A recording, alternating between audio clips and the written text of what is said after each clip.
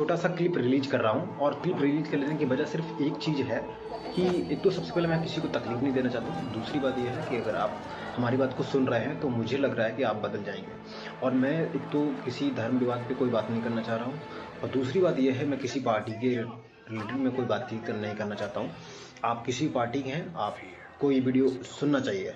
आप कांग्रेस को वोट दें, कोई बात नहीं। आप बीजेपी को वोट दें, कोई बात नहीं। आप समाजवादी पार्टी दें, कोई बात नहीं। लेकिन मेरी बस एक रिक्वेस्ट है कि अपने मित्रों से बहस ना करें, किसी भी रीजन से लेके अपनी पार्टी को भी लेके अपने मित्रों से बहस ना करें। यदि कोई पार्टी आपको ऐसा बनाती है कि आप पर्सनल वजह से अपने मित्र से झगड़ जाए, तो वो पार्टी फिर आपके लिए, आपके जीवन के लिए, आपके परिवार के लिए कहीं ना कहीं घृणा पैदा कर रही है, और ऐसी पार्टी को आप छोड़ दें। वो चाहे कांग्रेस हो, भाजपा हो, सपा हो, कोई भी हो, लेकिन ऐसी पार्टी को आप छोड़ दो जो आपके पर्सनल मित्र को लड़ा रही है। अपने पर्सनल मित्र को मतलब बेकार समझ में आ रहा है कि आपको ऐसा लग रहा है कि मेरा मित्र दुश्मन होता चला जा रहा है। और आप इतने ज़्यादा हिंदुत्ववादी में मत फंसिएगा कि आप कमज़ोर हो जाएंगे, क्योंकि उसके पीछे का रीज़न है। अभी आपको ऐसा लगेगा कि यार ये वीडियो मेरे लिए है और मुझे बदलने के लिए मैं आपको नहीं बदल सकता हूँ। अगर आप न बदलना चाहो तो मैं आप अपनी पूरी ताकत झोंक दूंगा, तो आप नहीं बदलोगे। लेकिन फिर भी एक कोशिश ये रखो कि आप अपने आप से कम इतना वादा करें कि आपको इस सामने कोई व्यक्ति आपका जानने वाला है तो आप उससे बहस ना करें, सिर्फ एक पर्पज से कि वो हिंदू नहीं है, या फिर वो मुस्लिम नहीं है, या फिर वो सिख नहीं है, या फिर वो किसी धर्म जात का नहीं है।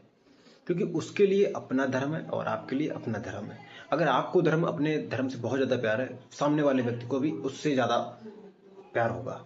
ठीक है, आपका धर्म अगर बहुत अच्छा है, सामने वाले का धर्म भी उसके लिए बहुत अच्छा होगा। आपका धर्म अगर सच्चाई बताता है कि आप सच्चाई करिएगा, दूसरों के साथ गलत मत करिएगा, तो उसका भी धर्म बता रहा है। और उसका भी धर्म यदि बता रहा है कि चीटिंग करना है, पाप करना है, किसी को दोषी बनाना है, किसी को पीड़ित करना है, किसी को तकलीफ देना है, तो वो उसका धर्म है। लेकिन आपको सबसे पहली और सबसे आखिरी बात एक ही याद रखना है कि आपका धर्म बहुत बेहतर है, और आप बेहतर की रास्ता पे चलेंगे, आप सच के मार्ग पे चलेंगे। तब तो आप अपने धर्म को समझ सकते हैं। यदि आप उसके धर्म में फंस गए कि उसका धर्म खराब है तो मैं भी उसके साथ में खराब हो जाऊं, तो आप, एक तो सबसे पहली बात यह है कि आप किसी भी धर्म के फिर नहीं है, और ना ही आप अपने धर्म के प्रति जागरूक हैं। क्योंकि दूसरे का धर्म खराब हो सकता है, लेकिन तुम्हारा धर्म अगर सही है, मान लेते हैं कि आप बहुत अच्छे व्यक्ति हैं और सामने वाला बहुत गंदा व्यक्ति है, तो क्या करोगे आप? उसको बदलने के लिए आप गलत बनोगे, क्योंकि आप तो सच में मार्ग पे चल रहे हो। आपके धर्म में तो सच काम करना सिखाया गया है।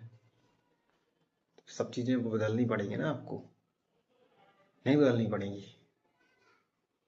अच्छा, इन चीज़ों का मैं एक और हिंट दे देता हूँ, आपके जीवन में बहुत ज़्यादा उपयोगी रहेगा। और मुझे लगता है कि अगर आज आपने सुन लिया तो मुझे लगता है जीवन में आपको बदलना नहीं पड़ेगा, बिल्कुल भी किसी भी रीजन से नहीं बदलना पड़ेगा आपको, और आप किसी भी चीज़ को जीत लेंगे।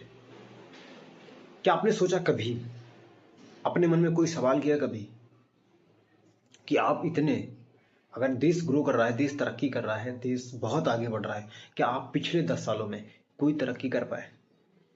क्या आप उस चीज़ों से आगे निकल पाए?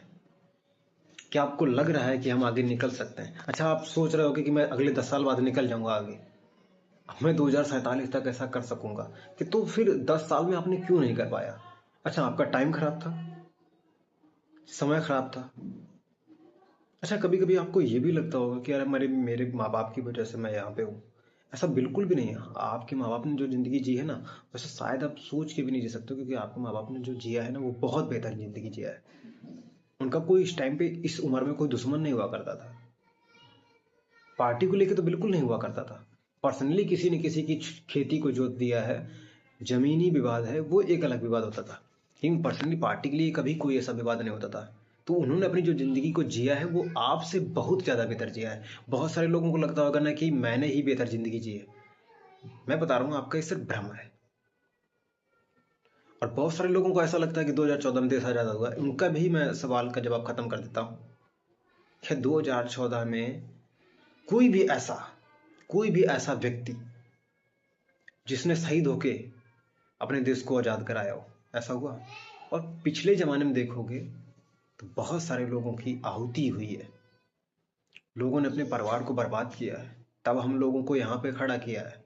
और आज हम लोग अगर अपने पूर्वजों के ऊपर सवाल जवाब करते हैं कि मेरे पूर्वज तो खराब थे, मेरी किस्मत खराब थी, मेरे पूर्वजों की गलत वजह से मैं ऐसा हूँ, मेरा देश बर्बाद हो गया, ऐसा कुछ भी नहीं है। आपके देश ने जो तरक्की की है पिछले 75 सालों में, 80 सालों में, जो भी सालें हुई हैं 1947 के बाद में, मुझे लगता है कि अब वो नहीं हो सकता है, क्योंकि आज़ाद करके उन्होंने ही दिया है। और अगर ऐसे चाटुकार लोग होते ना तो देश कभी आज़ाद नहीं होता, क्योंकि उस टाइम पे भी बहुत सारे लोग ऐसे थे जो सिर्फ सत्ता के लिए सिर्फ सत्ता के लिए कांग्रेसियों को फंसाना चाहते थे और अंग्रेजों का साथ साथ दे रहे थे।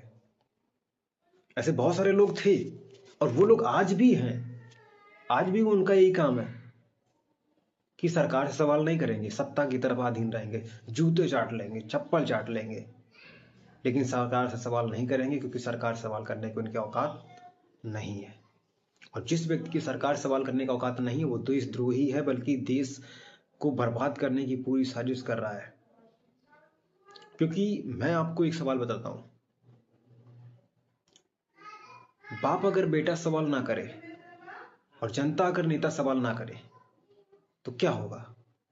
उधर बेटा बिगड़ जाएगा, इधर नेता बिगड़ जाएगा।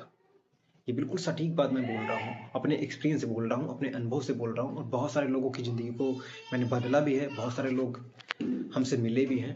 तो मेरी कोशिश ये रहती है कि शायद कोई बदल जाए। अगर मेरी इस वीडियो से 10 लोग सिर्फ ऐसा बोलते हैं कि ठीक है, आज से मैं किसी से बहस नहीं करूँगा किसी भी मामले में, तो मुझे लगता है उनका जीवन सही हो जाएगा। अगर उनको लगता है कि नहीं, मेरे लड़ने से ही ज़िंदगी बदल जाएगी, तो ठीक है, लड़ो।